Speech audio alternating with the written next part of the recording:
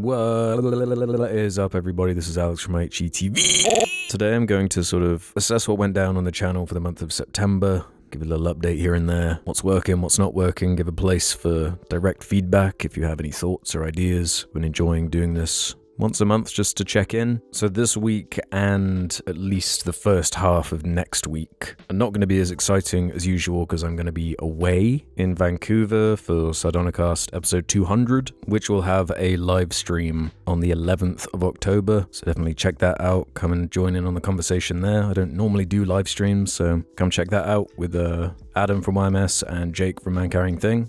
Should be a fun time. We're going to talk about one battle after another, South Park, bigger, longer, and uncut, and most importantly, the Bionicle movie. Let's go. So I think it was another fun month of variety here in September. We got Destiny, we got Dexter, and a lot of 28 years later. I guess I'll start there. It's probably the video I'm most proud of as far as like film analysis, nice and long, bunch of different screenshots from the movie and just a breakdown of what was going on. And that wasn't even the planned title for it. In fact, maybe I'll talk about this now. You can see on there's a bit of back end inside baseball. YouTube has recently introduced a feature where you can test multiple titles. They've been doing this with thumbnails for a while, and I've played with that a couple times, but I find the title one a lot more interesting. Like, let's look at this Adventure Time one. Yeah, you can see 3 different titles here, and you can view a test report, which is really cool. I just put this as like a joke. No one told me it was double fire, but that's clearly winning. That's funny. So just like the basic title is actually the least interacted with one, which is funny. I'll show you a couple of others. Like the Creature Commandos one too.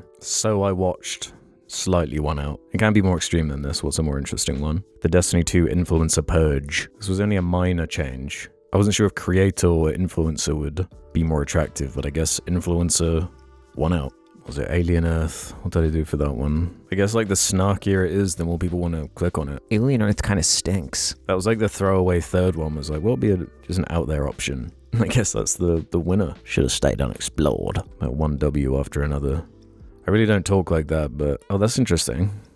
The cringy, clickbaity ones are actually less engaged with than just the title. It's kind of funny because you get like different comments that you can tell clearly based on which title they got, because I did it for the 28 years later video, which is how I got here. The original title, yeah, was just 28 years later rewatch, but this experimental one is actually the winner. So it's got a bunch of comments like, it's not better than you think. It's worse. Which I guess is why it won. But yeah, I'm enjoying having a place to put up these kind of fresh movie reviews as they come out. And when they're out on digital, having more in-depth discussions if they're interesting to me or I have more to say on it and need the screens and stuff like that. The Brain Rot Bingo was a bit of an experiment and probably a video more like something I would put on main. But I don't know, I need more of like a structure, I feel like, instead of just dropping that out of nowhere on the main channel after a bunch of Destiny videos. And speaking of Destiny, kind of Destiny heavy month because of all the drama, that mobile game coming out, the Renegades reveal, disaster stream, and then of course lately, all the influencers quitting it. Don't enjoy playing the game, haven't played it for a while, but I do enjoy talking about it because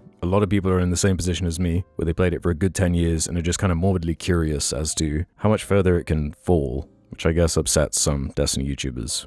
So I was really digging the show reviews. I suppose I've always talked about TV in some sense, but I think this format is working, whether it be Dexter, Alien Earth, Creature Commandos, Adventure Time. I'm looking forward to Peacemaker Season 2 discussion when I'm back from Canada. And of course the Free Guy interview stuff. People obviously tend to prefer the like cringier interviews than the stuff that is a bit more kind of nerdy and specific, like the 28 years later interviews, which did get kneecapped a little bit. It got copyright claimed and I had to trim parts out of it annoyingly. You can see the original unedited, unlisted version in the description of that video. And I still need to do the second part for it. I've still got the file ready. It's just I need big chunks of time to be able to do those because it's usually like 2-3 hours, sometimes more, of stuff to go through. There's an experimental one that's more in line with this one as far as like something that's really quality and has interviews that you can actually learn something from. I'd be curious to see how it does because I don't know, it's just so random, the stuff that will connect and the stuff that won't, it seems. I also enjoy the nerdy number videos, just to emphasize that, you know, it's not like a measurement of quality or anything like that, but I do find it interesting what like normal people are actually going and watching. And yeah, that Star Wars book thing is